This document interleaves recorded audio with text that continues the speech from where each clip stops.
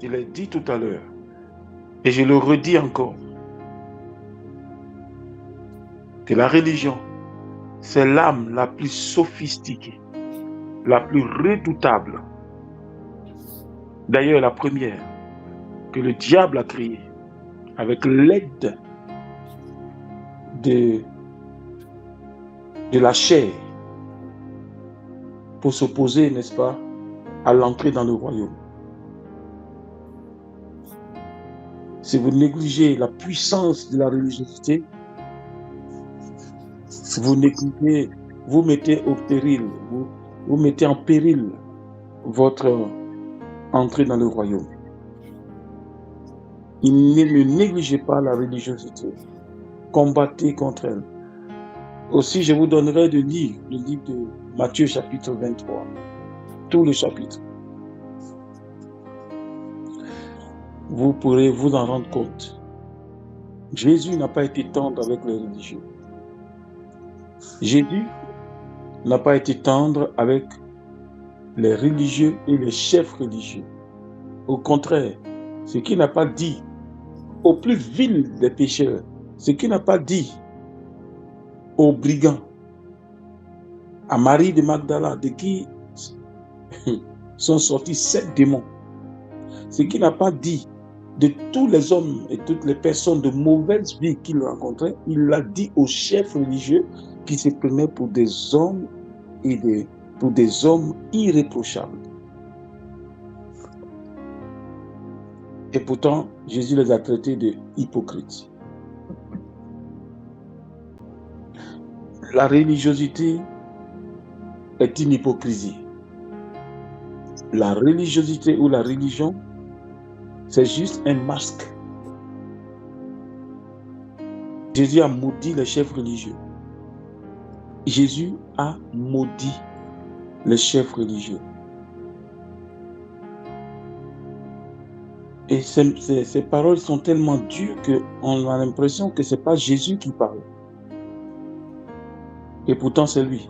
Or, si Jésus a maudit les chefs religieux, donc la religion, c'est que le Père lui-même a maudit. C'est que l'Esprit de Dieu aussi a maudit. Donc, nous ne devons pas être tendres avec la religion. Parce que même dans la vie, dans le milieu charismatique, qui se dit évangélique, qui se dit pentecôtiste, qui se dit parler en langue, qui se dit mieux que les autres, la religiosité s'est installée.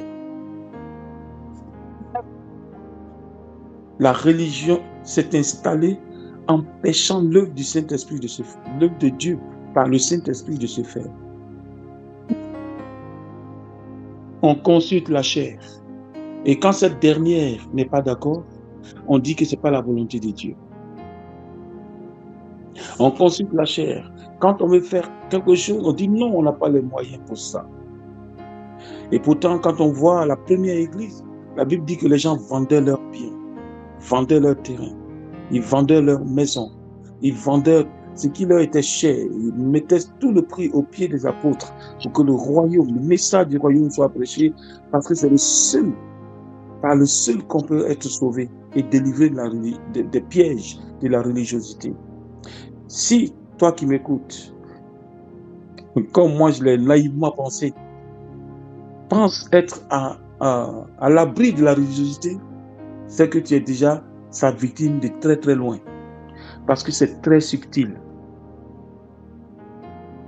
C'est très subtil. Je prie que ce soir et jusqu'à la fin de cette semaine, le Dieu de miséricorde nous fasse grâce pour nous ouvrir les yeux afin de comprendre, afin de saisir et entendre la voix du Saint-Esprit qui veut nous aider à entrer pleinement, n'est-ce pas, dans la révélation du royaume et discerner, n'est-ce pas, les esprits religieux qui se sont sournoisement infiltrés dans l'Église. Que faut-il faire quand Judas est déjà au milieu? Que faut-il faire quand Judas est déjà au milieu? Même les apôtres ne savaient même pas que c'était Judas qui allait livrer Jésus.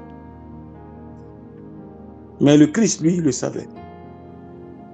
Judas était religieux, foncièrement religieux. parce qu'il était très à l'aise avec les chefs religieux qui cherchaient à tuer Jésus. Si vous pensez que la religiosité n'est pas rentrée en milieu évangélique, vous vous trompez lourdement. Mais nous allons traquer tous ces esprits religieux qui ont infiltré la maison de Dieu par la puissance du Saint-Esprit. Nous allons les localiser par le Saint-Esprit, le sang de Jésus, et nous allons les mettre dehors avec le consentement de quiconque appartient au royaume de Dieu au nom de Jésus. Nous allons prier et dire à Dieu d'être miséricordieux avec nous et de nous révéler toutes les tentacules, là où nous sommes tenus dans les liens de la religiosité, notre mentalité, notre système de pensée, notre manière même de prier et de faire le culte, de prêcher, d'enseigner, notre manière de l'approcher et même d'approcher la Bible. Prions que Dieu ait pitié de nous et qu'il nous révèle au nom puissant de Jésus.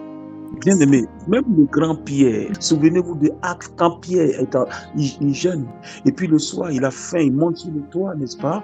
Et puis la Bible dit qu'il a une vision. Dans cette vision, il tombe en extase, et dans cette vision-là, il voit, n'est-ce pas, une nappe avec des quadrupèdes, des animaux impurs qui arrivent du ciel. Dieu dit tue et mange. Pierre dit no way. Il dit tue et mange. Pierre dit jamais.